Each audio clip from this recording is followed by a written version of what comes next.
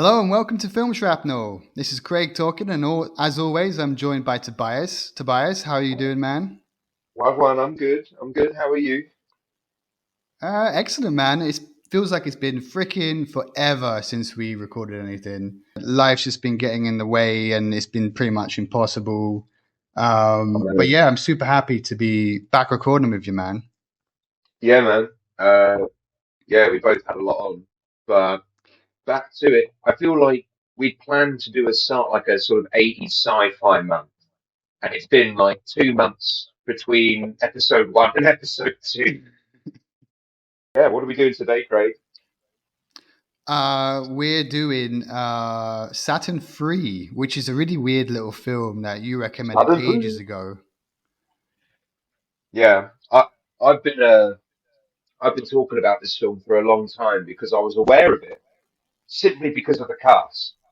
And simply because of one major element about one member of the cast, which we'll get into later. But I was aware of this film, but never had seen it. Um, so yeah, when we were talking about 80s sci-fi, for me it was a no-brainer to suggest. Yeah, this is a very odd film, to be honest. It But is I odd, isn't it?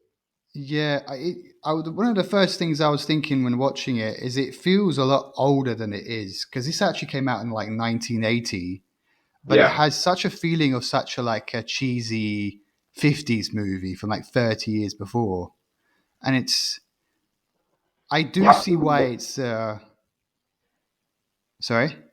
I do see what you mean. Yeah, it does have a sort of uh, 50s feel to it in terms of like its story, its themes, but then like so well, not less its themes, more its story and its like acting. I think the acting really makes it feel old. And then you've Yes. got this sort of 70s, 80s style depiction of the future, which I always love this kind of aesthetic. I think the set design in this film is way better than the film deserves. Hmm. Um, but yeah, it's a bit of everything, isn't it? There's a lot of different because again, imagining that this came after Alien is insane. Oh, that's such a weird Like, thought. That's a really yeah, weird thought. 3 years after Alien, and it's like this is like you know, a, Alien just pisses all over this film. Alien's amazing, but this, I mean, I will say this, Craig, I do like this film, and I actually Yeah. really, I enjoyed it way more than I thought I was going to. Yeah, like I will say that there are elements of this film that are really pish, but there's certain things about this film that are Yeah. very good and very nice. Yeah, the biggest thing that I think that people should really take away from this film is the idea of like how we train machines and AI, basically because they learn from humans. That's Hmm. how they will become, if that makes sense. So to get kind of into the story, we have a character. I won't tell you who he's played by yet because I think Tobias has some big stuff to talk about here. We have a guy who's basically being sent to a space station on a planet called Uh, Saturn 3, and We should probably get the he's been. cast out of the way early. Yeah, we We will. should Uh, let's get the cast out of the way because there's only three people in this, and I'm probably going to refer to them all by the actor's name. no, okay, all right then. Okay, so we got Harvey Keitel, who's like he's referred to as Captain actually a lot in the film, but I don't really know Yeah. what his job is. He's like an emergency robot engineer who's has been sent to Saturn 3 to install a robot there because they're not working hard enough to make uh, food for Earth. Which I don't think like I don't think they really make much food in this uh, base. But he's also not mentally stable, as we find out at the beginning of the film, where he murders a guy because he failed a test and tries to sneak in, pretending to be him. So he's not supposed to be doing this. He's snuck away, and now he's going to Saturn 3, where we have Kirk Douglas. and what's her name? Farrah Fawcett or Fawcett Farrah? I've got her name. Farrah, Farrah, Some, Farrah Fawcett. Oh okay, my there God, we go. she is. I'll say this. She, Emma Stone is like the new Farrah Fawcett.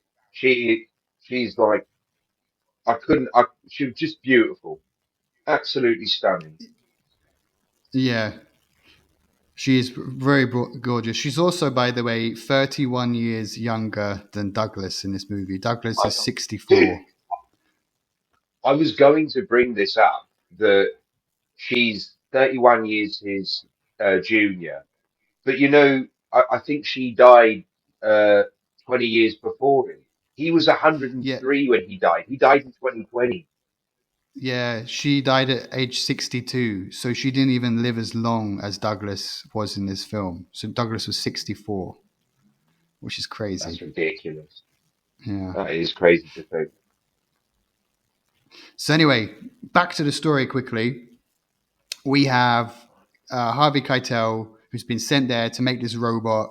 And basically, as I was saying earlier, the biggest thing that I think you should take away from this film is because he's like a psychopath and he's not mentally well, and he has a very strange attraction towards Fawcett. The robot, the machine called Hector, basically learns from him and becomes like him, wants the same things as him, and sees the same resolution to problems as he does. And like I think that's a really good like way of looking at technology, like how when we build something new, Yeah, it's based off of the intentions of the person who made it, and the person who made it might not always be the right person to do it. Like I was thinking immediately absolutely. of like chat gtp, like learning from offensive stuff and all this kind of stuff, and like just all the tech guys that we have today, Elon Musk, Mark Zuckerberg, and how like their intentions get like ingrained into the technology. Like I think Yeah, that's really interesting. yeah, it is interesting that. If I'm honest, that is really the best element, I think, of the film. That Yeah, uh, I, I think one of my favorite moments, although it is very dated in how it's done, is like the bit where Harvey Keitel's talking to Hector the robot. Got to get to Hector. Hector the robot, super cool guy. So yeah, Hector. Um, he's talking to Harvey Keitel, my favorite part of the film, and he's typing in the responses. And Harvey Keitel says, "What? You're malfunctioning." And Hector says, "No, you're malfunctioning," referring to these sort of mental defects that that come to the surface throughout the film in Harvey Keitel. yeah, I like that. I have a note that I actually ended up watching this film twice because we were supposed to record a while back, but then stuff happened and we couldn't get to it. So I had to watch it again this week. I Mm, finished it yesterday night. And on second viewing, I made a really good important note that I really like thinking about. Because there's a lot of stuff in this film about like how the future is and how like Earth is now. And there's like some weird stuff, like for example, like Keitel is like they have a dog, and he's like, "Oh, it's just something to eat," and he's just like staring at his ass for 1 minute. mm. And there's even a bit where he's like saying, he says to Fawcett, "You have a nice body. I want to use it." And like, and she says, "No, I'm not interested." And and he's like, "But that's like So punishable, funny. like on Earth. We use each other's bodies." And what I started thinking is, what if he's actually just really crazy guy, and Earth is not like this at all? It's just that he's insane. Yeah, And so I started looking at all the things that I he was thinking does that. and things that he says about other places. It's just because he's a mad guy. That's all it is. It makes a lot more sense. Yeah, I think you're right. That's the same thought I had. I do reckon. Yeah, I think people on Earth aren't like that. And he's just saying that because he thinks, like, oh, she's never been to Earth. Okay, I can basically just tell her whatever the fuck I want and she'll believe it. Yeah, Although it's yeah, still fucking creepy of Kirk Douglas. She's 31 years younger than him. Yeah, I was also wondering, like, she's never been to Earth. Like, how did she get there then? Where did she come from? It's kind of a bit of a weird relationship they have. It's like, what is she kind of like a daughter to him or something? What is going on? I was going to say, presumably she was born in space, but um, yeah, how her relationship with Kirk Douglas began, I'll never know because, you know, if she'd ever seen another man before, you would think. I can't really blame Harvey Keitel for feeling like he has a chance with her because, you know, she's been stuck on a spaceship with an old man for God knows how long, and it's just the two of them. But they do seem Yeah, very much in love. They do play it very they much in do. love. They're quite sweet with each other. I actually like. I do. I think she does love him, but I do think it's interesting when Harvey Keitel points out like how much of that is genuine or just you manufacturing the situation where Harvey Keitel pretty much calls out Kirk Douglas for being a dirty old man. Yeah, and maybe he does have a point there. But do you want to talk about Harvey Keitel's character a bit more? Because there's also one really noticeable thing about him in this film. Go on. Well, it's his accent. He has this really weird voice, and when I started watching it, I was like thinking, "Oh, I've never heard Harvey Keitel ever talk like that." Like he's always very. He's not a guy that you think of that does accents or does different voices. He always speaks the same way. He's kind of known for his way of speaking, and yeah, if you look it up on Wikipedia, someone else did the voice for him, which I found very weird. Yeah. And I think it's a British guy because he sounds kind of British in this film.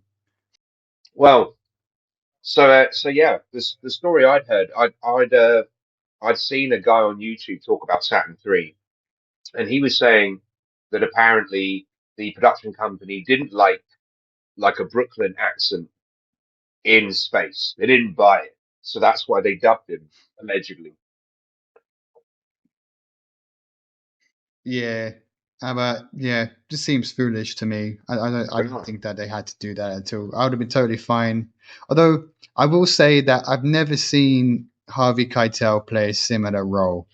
I've always seen him as a kind of uh, I don't think I've ever seen him in anything that's not like based in reality, like anything fantasy or sci-fi or anything. He's always seems to be playing kind of gritty characters. Yeah. Mm, yeah. But he was young then, so He is young, it was something. but to be fair, he was in Taxi Driver before this, and it has to be said, you see him in Taxi Driver, you'd be like, I can't see that guy in space. Oh yeah, he's the pimp, isn't he? Yeah, he's the. I had to think for a I, minute. Yeah. I was talking about Saturn 3 with my mate at work, and he was saying how he thinks Tommy Wiseau from The Room is the spitting image of Harvey Keitel in Taxi Driver. Uh, That's a good I comparison thought so. actually. I thought so. I was quite. I was. I can't believe I've never thought of that. But that's you're dead on. But yeah, I would Yeah. say overall, I do like this film. I think the strongest element is the idea that a robot can sort of learn how to be bad, essentially, or an artificial intelligence learning how to be evil from humans. I think that's because we always see these artificial intelligence films where the AI goes rogue. We always see it that they learn so much about humanity that they come to the conclusion that the only way to deal with them is to just get rid of them all. Um, but in this one, it's more just a problem with the programmer, a problem with the guy putting it together. He's just a bit unhinged. Mm. And, although I will say, this whole having a giant fucking gaping hole in the back of your head so you can connect to a robot, I don't know about that. I wouldn't be signing up. Yeah, it's a bit Yeah, too I wouldn't be far. signing up to that. Like if that was available now, I don't like this sort of like via, augmenting our bodies to become more, synthetic, more, becoming like a cyborg. I don't like this. I'd rather like have just fucking Well, glasses that let me see, you know, uh, what is it like roaming, data, the thing that Pokemon Go does, where you just sort of walk around and get yeah, details from the real world. You just have that in glasses. Fucking, I'd have that. like like like the Yeah, Terminator, basically. You I want want Terminator Terminator glasses. glasses. Yeah, absolutely. But it's interesting you mentioned that. So I guess yeah, kind of like Keitel is technically like a cyborg, but also Hector technically is not completely a No, machine because he has and like like brain the tissue. amount of brain tissue that they show, like it's fucking huge. All this brain, it is a big It's a brain. big brain. It is a big brain. And it, I do love the sort of humble effects of this film. You know, the clearly, silly putty brain, um, the robot that's only the size it is because you need to fit a guy in there to move around in. It's, yeah, I like this film.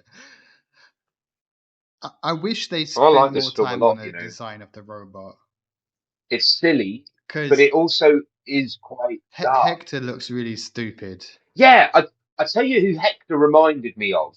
If like Short Circuit got buff. Did you ever watch Short Circuit?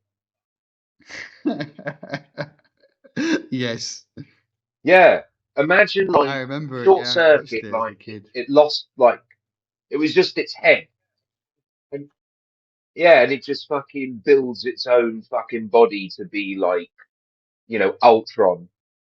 It is, yeah, he just got swole. He got in the gym, got buff. Yeah, I like it's. I think the main thing really is the head and the face. Like, it's just, look. You can't take it seriously at all. Like, if they just spent like a bit more time just figuring out how to, because it's very clunky. It doesn't really feel. It looks like something you can just push over. It doesn't look like it can move sideways very fast. If you get what I mean, it's very uh, I don't know. Or maybe that's also today's standards. Maybe I don't know because the way that we look at technology now, it can move a lot faster. So yeah, Harvey Keitel, man, like just wild in this movie to have him dubbed everything. It's just hard to believe. It's hard to grasp. Like just let him have his voice. Yeah, it feels very strange now because like, could you imagine someone doing that to him now? I wonder how he felt about it, like being told that his accent is a bit, it's not right, even though they already hired him. Like they would have known how he was. But then again, I I don't know at the know. time, 1980, maybe he wasn't well known enough. I can't say, to be honest. He was in Taxi Driver. Yeah, but his role, he wasn't like De Niro or anybody. He was just the pimp. He When was a small when guy compared to when, everyone else. when was Bad Lieutenant? In the 90s, I think 92 or 93 or something. Really? Yeah, Really? yeah, I think Okay, I so. thought it was older. All right. Um, so I have to say, uh, I mean, we'll get. I feel like we should start from scratch. The very first shot, I don't know if you remember it, but it is like it's just like space, and then the spaceship just coming in from the top of the screen, and it just felt very, very Star Wars to me. That opening shot. Mm. Well, we have to establish that we're in space because it's a space movie. So I know, but like, there are other ways you can do it besides ripping off Star Wars. it does feel like whenever you have a sci-fi movie set in space, it's like you just must have the beginning open in space with a spaceship with some dramatic music, and Yeah, then I it's suppose just so. hear it going by. I don't I know. suppose since 2001 Space Odyssey, it's just that's the way you do it. There was some odd stuff I remember about the beginning as well. So as the spaceship goes by, there was something spinning on the bottom of it. They just looked like really strange. Maybe it's supposed to be like a satellite or something, but it just looked like a shit pancake, like rotating at the bottom of it. Um, Yeah, did you yeah, I notice that? remember. Yeah. Well, I mean, it has because I thought I, I have to say I seem to remember thinking this feels like it's got a reasonable budget, but then again, when you consider Alien came out 3 years before, you know, it actually doesn't spend its budget well comparatively. No. And it's really like I remember reading. I think the guy who wrote this movie was paid like £30,000 or something like that. They paid an author to do it, and also I think as well, if I remember correctly from what I read, the director had never made a film like this before either. I think he directed very different films. This is the first ever time he made a What sci-fi movie. do, do you want to know? I'm pretty sure I looked him up. I can't. I'm sure. I'm like because I watched this ages ago and I looked it up ages ago. I'm sure he directed Singing in the Rain. Oh my god! Could you imagine? Look it up Uh, for me. Look it up for me. I actually do think he did Singing in the Rain. Directed by Stanley Donen. But he directed Yeah? it with someone else. No, it wasn't just him though. It was him and a guy called Gene Kelly. So it wasn't just him. But yeah, Yeah. that's insane. Oh, mate, a guy called Gene Kelly. Gene Kelly is he's the guy who sings in the rain in the movie. Ah, really? Yeah. Gene Kelly, he was one of the all-time great, uh, you know, in the same vein as Frank Sinatra, those kind of movies back No, then. I know who he is. I know. I'm being stupid. Well, you're forgiven. Gene Kelly, he's like Fred Astaire, isn't he? He's great. I remember the Um, movie. But that's absolutely insane that you could go from something so well known, such a classic, hmm. to a very odd sci-fi movie, like almost 30 years later. Well, you say this like, it is an odd sci-fi movie, but if you actually think about all the elements, you've got three characters, plus, well, sorry, five characters, three of which are human, one robot that doesn't talk, but has to communicate through like, having to go over and type something, and until the very end when he does start communicating with a voice, which is awesome. Um, but we'll get to that later. And then the dog. So really, you just have to worry about three characters, and it's like, it's super isolated. I like these kind of films that are like, I like isolation in a film. I like it in space. I like it when, but like I told you about that Adam Sandler film, Spaceman, where it's just him and a giant tarantula that may or may not be a hallucination, and that's it. And, I like films like that, which, do throw people sort of into a situation that's, pretty terrifying. However, the tone of this film is all over the place. Like 1 minute it's kind of dark. I feel like Harvey Keitel is pretty dark in it.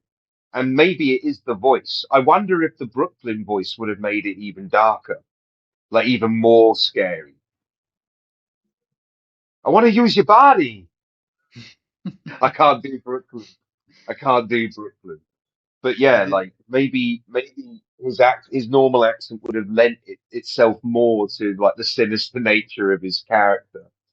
Um, but but now like that you said it like that, all the Kirk Douglas, yeah. It just now I kind of get why they said, okay, that accent doesn't work for Yeah, that's sci-fi. why they dubbed it. They were like, we just can't take this seriously. But he used your body. How does Harvey Keitel really sound? I haven't really heard his voice, even Yeah, after watching a film with him. How I does he haven't sound? heard him for a while, but it's not like that. Pretty, pretty, pretty please, with sugar on top. Clean the fucking car. I want to use your body. I want to use your body. Maybe, yeah, maybe they were just like, yeah, this isn't, maybe they just thought it was too funny then. Maybe is it too, yeah, because that's what I heard, that like they just felt that it didn't suit being in space having a Brooklyn accent.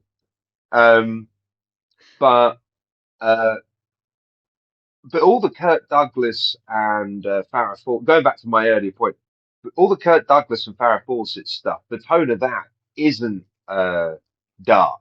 It's really quite, uh,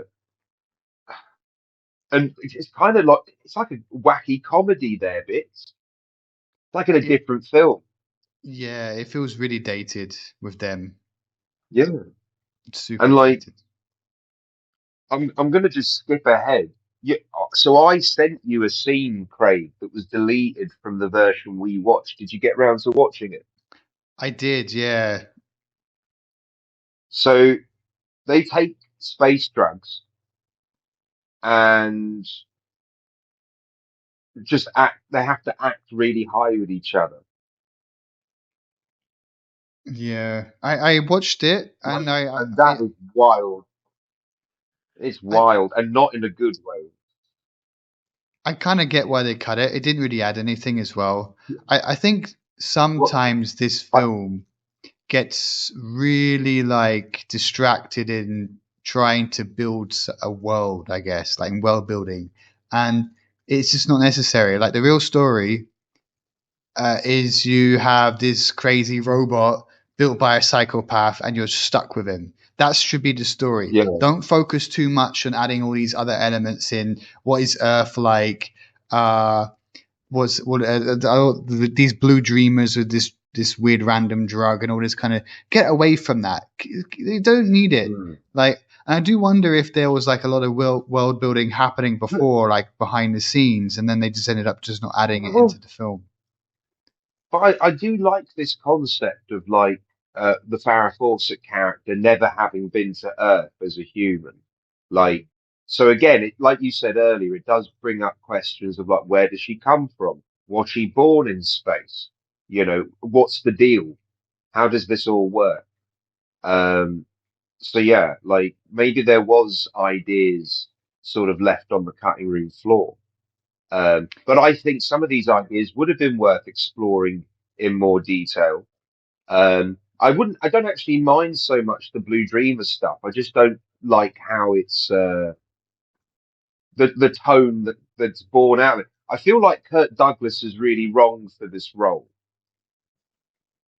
Yeah, And Farrah, Farrah Fawcett, I think is right for the role, but giving the wrong performance. Um, it's too, I feel like their relationship, as much as I do think they have chemistry, and I do think they're quite sweet and charming in their own way, I just feel they belong in a different film. I feel like you should just double down on like the darkness, like the it's really sinister, all the Harvey Keitel bits, how he just sort of completely blankly just says, I want to use your body, sort of thing, and calls mm. her rude for saying no. Um, and how forceful he is in the idea that like Kurt Douglas needs to be removed. So I actually don't hate the idea of like an old guy and a young girl and then like Harvey Keitel coming in. I just feel like the direction they took the romance and the tone of the two characters, it just really derails any sort of like immersion,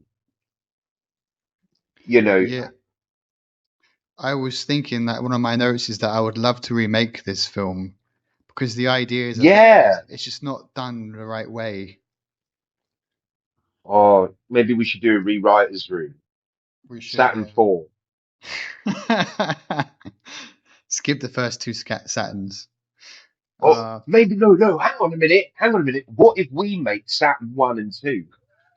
yeah, why not? Why not? Yeah, the We original do we robots. do the yeah we do the Star Wars prequels. Yeah, but yeah, speaking back to But what you I mean, mentioned, yeah, what you were sorry, yeah, what you mentioned about earlier, the idea of the older guy being kicked out, but for the younger guy, this kind of thing. Like it's quite like there yeah, is this whole theme of replacement that's happening through it because it's not just yeah. because Keitel wants to replace Kirk Douglas. The robot wants to replace him, but also you're talking about like just Hmm. replacing machines replacing people in general. Firstly, just as the idea of like because you have the machines coming to this like I guess research base or whatever. Although they mentioned that they're And that's feeding like, Earth. but Um, they're trying to optimize their work though, aren't they? The research they're doing, they're trying to optimize it by bringing in this robot. Like the company they work for, I forget the name, if they even did, say the name, but I don't think they they do. like but they do have a, I'm sure they all work for the same company, and this guy's been sent to optimize their work, whatever their work is. Again, they, I, there's a lot of world building going on, but it's all so forgettable, and it's like, it's brushed over as well. I Yeah. really should have taken. Yeah, no, I don't like to be honest. I watched it twice, and I didn't get anything about them working for the same company. I do remember some logos on their jackets or something. Like it's interesting because we mentioned a Mm, second ago that there's maybe a lot of world building going on, but also a lot of stuff that I think that wasn't really formed as ideas yet, like properly, like just kind of partially formed but not really completed. And I think maybe yeah, that also makes the film a bit more confusing. And yeah, and also like I put like one note I wrote down was like kill to replace. Harvey's character killed mm. someone to replace them, and now Hector wants to replace him. And to him, the way that you do that is by killing them. You know, so like I thought that was an interesting But idea. uh, even there's even a bit earlier in the film before I mean, Harvey Keitel's already a bit weird, but before he gets like to become something of a real threat, besides a bit of like strange flirting, Kirk Douglas does suggest that they should like put him and the robot in the airlock or something and just blast them into space. And her response is just like, "Oh, you don't be silly," you know. But like even Kirk Douglas is like, "Oh, well, we don't need to be replaced." So there's even that. I think you're right. I think there is this ongoing theme of replacement. Yeah, yeah, it's an interesting one. Can we also talk a bit about towards the end when stuff starts getting a bit uh effed up? Effed up? Was it really effed up? Kind of effed I up. mean, I will say this. Were you not a bit disappointed that the robot wasn't a little bit more hot for Farrah Fawcett? What Like, like I think the robot should have been really, really hot for her. Like, because we know he is hot for her, but like, it's once he gets all scary, it's just like get away from the robot, and otherwise he'll kill us. I would have liked to have seen like maybe a bit where he's sort of like knocked her out, and then she wakes up, and he's like got some sort of like the robot's got its own sort of weird psycho uh, version of adoration or love or whatever it is. With Harvey Keitel's severed head just like in the middle of the room or something. that's for the remake. Yeah. I, Yeah, I will say, I thought the effects on that Harvey Keitel severed head were pretty good. they weren't bad. We see it only in snippet, and it looks fairly good. Like maybe Yeah. if you lingered on the shot longer, it wouldn't be good. But what I watched, I thought the effect held up really well. There were some parts around, so we should probably tell our audience a little bit. So Well, basically, he yeah, Harvey told him, Keitel gets his head cut off. yeah, he gets his head cut off, and Spoilers. Hector starts using everyone's voices and it starts bossing them around and basically tries to take control of everything. And he puts one of these little holes in the back of Douglas's head so he can like basically learn from him, I guess. Learn everything And he Farrah, knows. Farrah, I Farrah, don't think and he Farrah put. Fawcett. No, I don't think he put in her. At least I didn't Yes, remember. because yeah, no, the robot has her voice as well. Yeah, but I think he just learned from listening from to them because I think I remember there's one bit where No, Douglas is feeling the yeah, back of her head and he can't see it. He has. I'm sure the robot, because the robot literally says something to the effect, because when he has Harvey Keitel's voice, he says something to the effect of like, when Kirk Douglas wakes up, he's like, "Oh, I've taken what I need for now," or something, and then that sort of like, flyby happens, and then the robot talks to them to be like, "Yeah, no problems here," and then is able to talk to them with her voice and her personality. So I feel like we're meant to take from that yeah, Hmm. she's I'm not meant to sure. be meant to be having a hole in her head.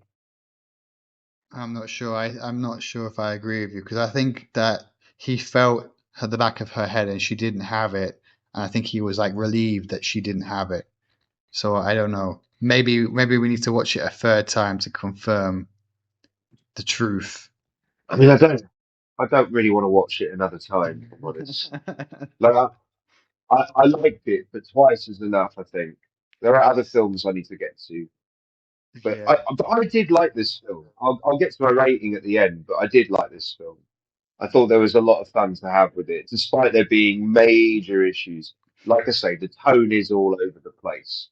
Um, and I mentioned earlier about like they had like probably had a decent uh, production budget, but the way it was spent in certain parts, like let's be honest, Hector the robot, I kind of like his design, but at the same time, like there's a cheapness to it, and I what is with this sort of aesthetic of like exposed wires in the future? Because I feel like that just makes something look cheap rather than futuristic. But there does seem to be this sort of trope. Yeah, I also agree. I don't know why they always do this thing with wires. They don't do it so much anymore. Yeah. But I, yeah, I agree with well, you. no, because I think people have realized that like it doesn't work. Like even the designs for the scrapped Nicolas Cage Superman film, like there was like exposed wires in like the suit or something. Yeah, I'm glad we moved But past yeah, that stage. absolutely. And so there's that element of the robot that I feel looks tacky and cheap. And then there's also there was like a scene where there was just like an unnecessary amount of multicolored pipes in the background. It was Happened really twice weird. actually. They Yeah, do it the first I time got when it they very he noticeable. puts yeah, the first time they put it together, and the second time they're when the robots put him together, which you don't really explain how that happens, but uh and also like Mm. exposed wires, that's just like a weakness. Like if you had to attack this Exactly. machine, you could just attack these areas, and then yeah, I don't The know. legs will It's stop silly. working. Yeah. Exactly, yeah. No, Maybe it's supposed to be like I'm hydraulic or glad. something. Maybe. I do. I I'm glad that you mentioned the robot rebuilding itself, because that scene, despite being cool, um, it's never explained how the robot was able to do that. So it would have been nice to have seen something where, like, maybe the robot had like uploaded its consciousness or something to that effect, because there's just absolutely nothing. It's just what the robots are, what Team Hector all of a sudden. They're all like, you go, girl. We're on your team. Like, I don't know. Yeah. And if you could I don't control know. that, I you feel could like they pretty should much have control explained it. everything. Yeah, exactly. There's no need to commandeer the ship. You can just be the ship. And by the way, so if we're talking about stuff that doesn't really make sense, the biggest one for me, I don't know if you were wondering about this. Why is there a detonate button in the communications room that just blows up spacecraft? Like, oh, listen, That's a that good point. spacecraft. Yeah. Why is it there? Like, it's just such a weird. I don't have a detonate button And, in my house for my car and, outside. and Like, it has why to would be I need said, it? there's enough space in that hangar to have numerous spaceships in there. There's only one button. Yeah, what if I had like five and I just want to blow up Yeah. one of them and I blow up all five of them. Now I don't have any. It's just Yeah, bang out of all of that. and like that spacecraft wasn't even Yeah. there. So how does like that's from another ship, that spacecraft. So how does the control room know which one? What if you're just driving by in your spacecraft going past Saturn 3, someone press a detonate button and you accidentally blow up someone else's car? Like it's, Mm. it's on their way. It's like it's not a very intelligent thing to have. Can we talk about the things we do like though? I do like the idea. I like Farrah Fawcett. I like Harvey Keitel. I think I like his new voice. I also I kind of don't like him love, as well. I mean, yeah, I I I don't love Douglas though. I don't really mind him. I do feel that he's a little bit lost here. I will say though, like he's quite athletic in this movie. There's a lot of jumping around and Yeah, stuff for a 64-year-old, which I admire. I do Uh, agree. Yeah, I thought, well done, mate. Yeah, if I'm honest, I noticed that too. I was like, yeah, fair play. Good for him. yeah, When I I looked probably up how old he was at the time, I was like, all right, good man. yeah. I'll be jealous when I get to the same age for sure. Uh, Yeah. I kind of get what you mean where he doesn't feel quite right for this film and this his style of acting and Farrah's style of acting kind of yeah. I what I think about this film is that I think they should have spent a bit longer working on it, like to figure out Hmm. what is they're trying to do, what is the voice and the style and the theme, and just hammer that down a little bit more and then made this film. I think they should have slowed down and just. I think this could have been a really good movie if they just spent a bit more time on it. To be honest, Yeah, I that's my agree. main thing. I feel like I feel like if you have you seen Silent Running with Bruce Stern? I don't think so. Well, I've, Silent Running, it's very sort of in the vein of Kubrick's 2001, but it's like one guy on a spaceship on his own, super isolated, and he's got like the last sort of plant life known to Earth. He's like a floating greenhouse essentially, and it's all about like his isolation and how he gets on. Love this film, Silent Running. I highly recommend it to anyone out there that's into sci-fi. Really, really quality 70s sci-fi flick. We should probably do it for the pod. It's really, really good. But I'd love like a Bruce Stern type to replace the Kirk Douglas role. Because I was thinking like, who would I have in it? And I thought maybe like someone like Kurt Russell, maybe just because of the name Kurt. But I did think Kurt Russell. Then I thought, well, at the time he would have been quite dashing and young. So no, I don't think he would have been right. It's not what you need. But Bruce Stern is quite like rough around the edges in Silent Running, and I thought maybe him. I quite like him for it.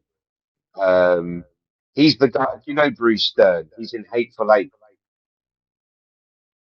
Which character did he play in Hateful Eight? He's the one that he's the Confederacy guy who Samuel L. Jackson gets all like, up in his face about killing his son. I don't really remember. Let me Google this guy, Bruce Dern.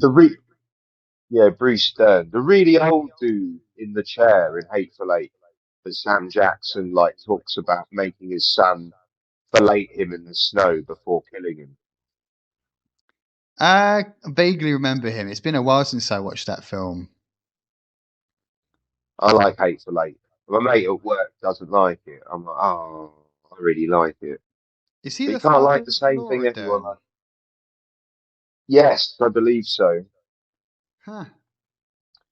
We could get Laura Dern to be in our remake. Oh, yeah. That'd be really weird with both of them. I suppose now you'd get Michael Douglas to play. What's his? Do you remember any of the character names besides Captain, Major, Major? He was a These are major, all yeah. titles, though. Do they ever I'm have names? I'm actually not sure if they do. Let me check Wikipedia. I don't I know that imagine. Farrah is called Alex, but I Yes. don't remember any of the Okay. other names. Adam. He's Adam. Oh yeah, Adam. I remember. I Right. remember Kirk Douglas as Adam. So you get Michael Douglas to play Adam. And Keitel is Captain Benson. But I'm wondering if that's his real name or if he just stole the identity of the guy he killed. You know, I quite like this. I think you could have uh, embellished on this a bit more.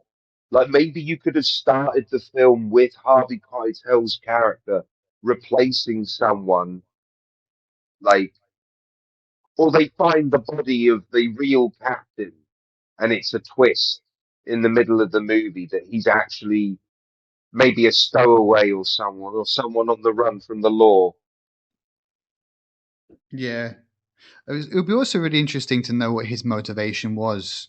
Why was it so desperate for him to get on that ship and complete this mission? Why was he so obsessed with doing this? There must be a reason, but we never find Mm. out. Yeah, Again, exactly. Yeah, there is no reason given.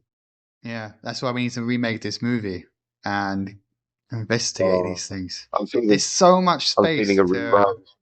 Yes.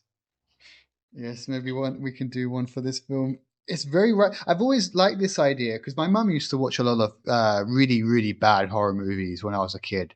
Like we'd stay up really late, and Mm. she'd put on one channel, and it was just absolutely garbage films, like just the worst special effects, worst action, worst storyline.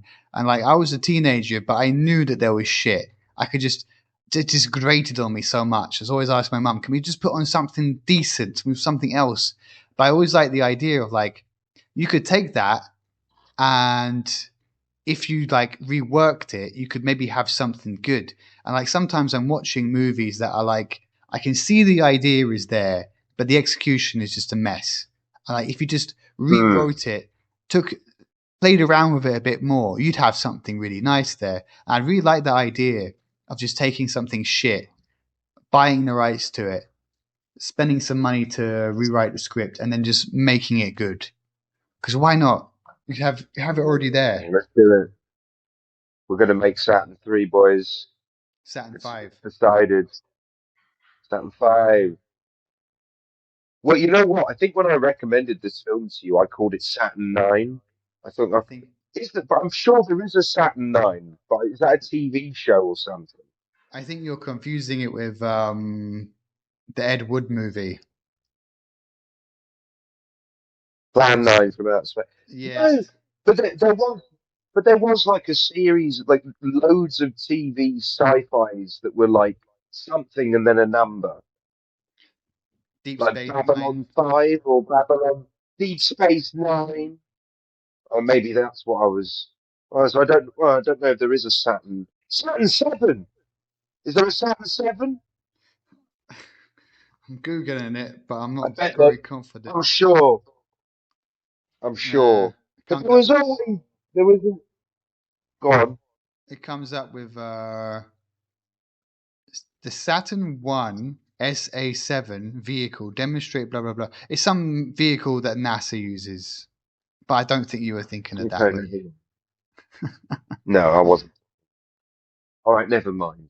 But still, there's always it's something like a word that's remotely sci-fi, and then a number, Yes, 'cause that and makes that's it more Saturn 3. sci-fi.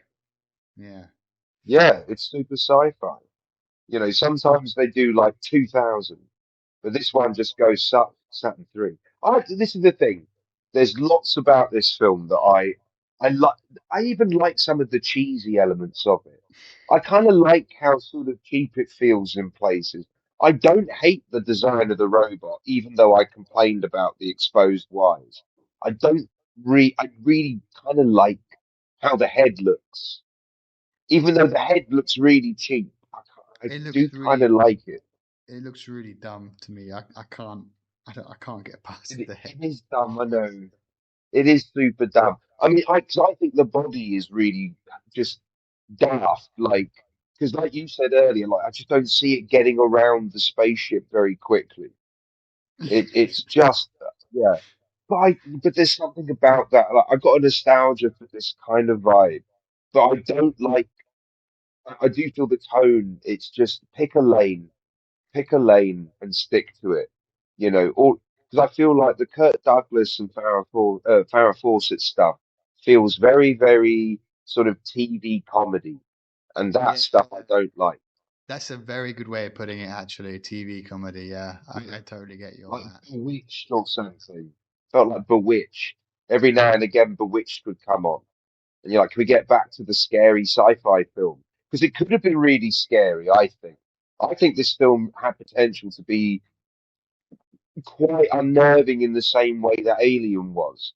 But you needed better production design, you needed better creature design, and you also needed a more consistent tone, better scripting, I guess, as well.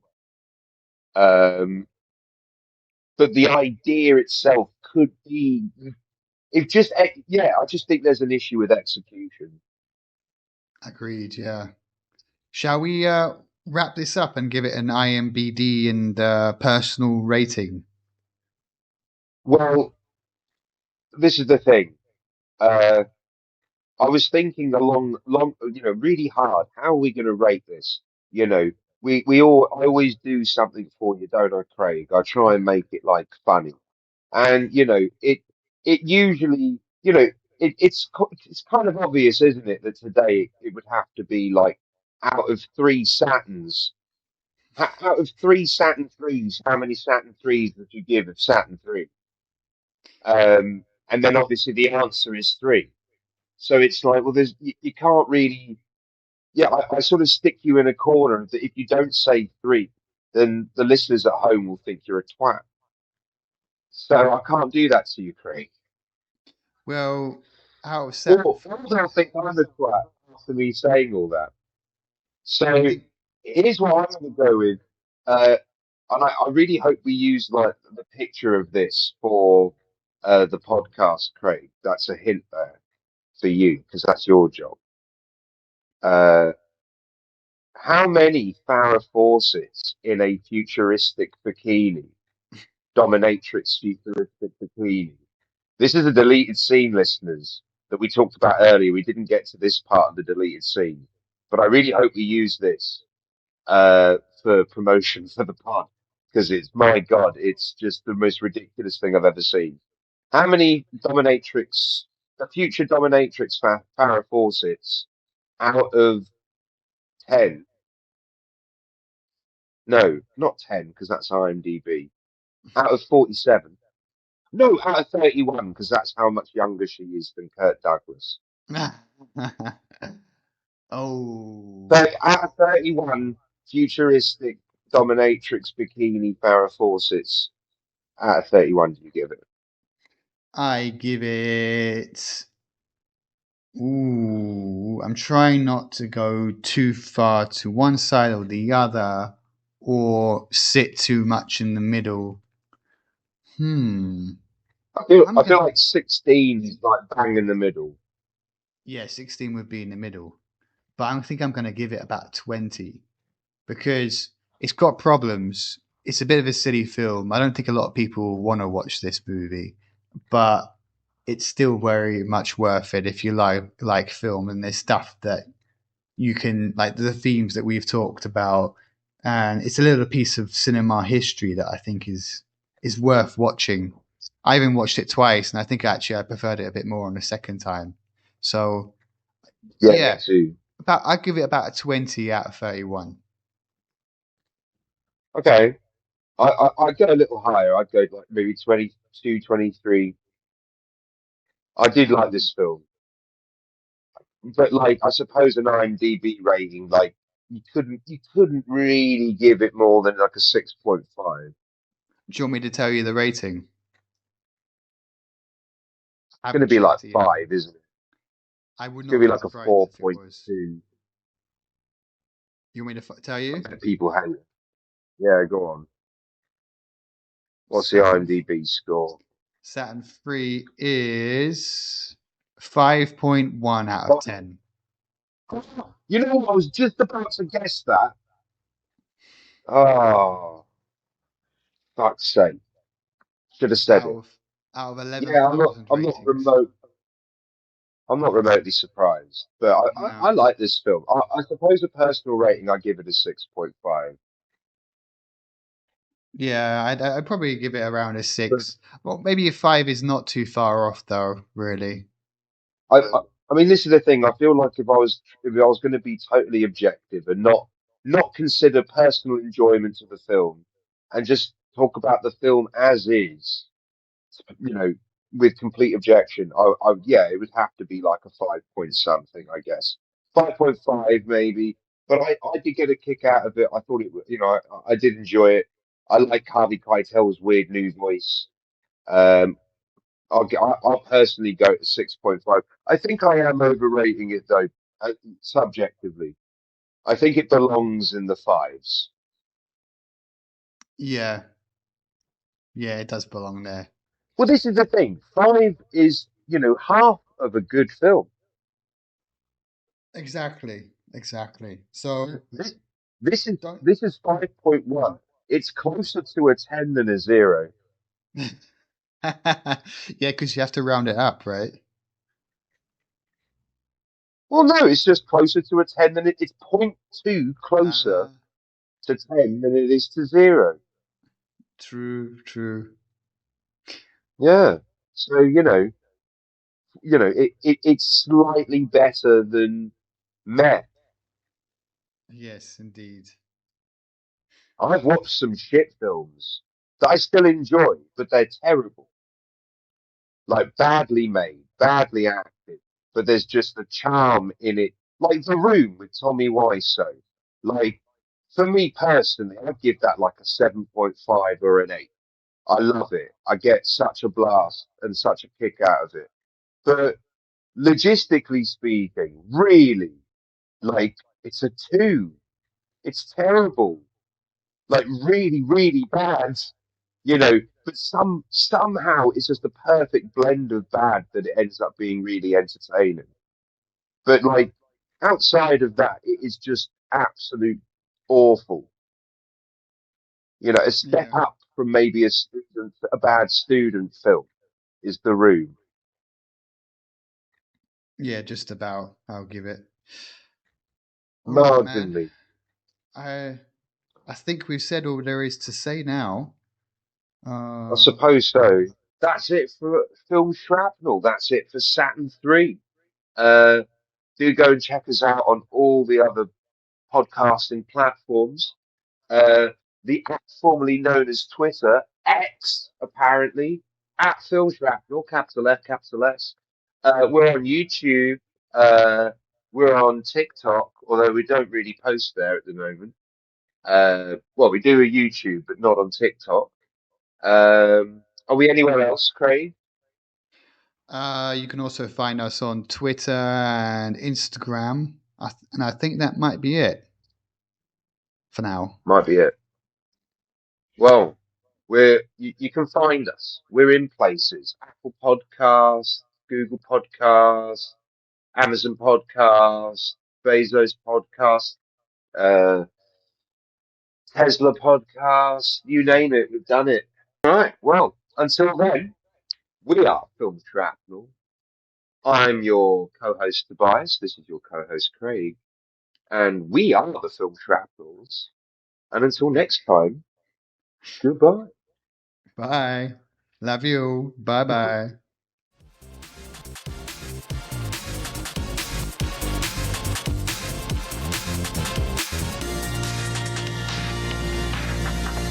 Film Shrapnel.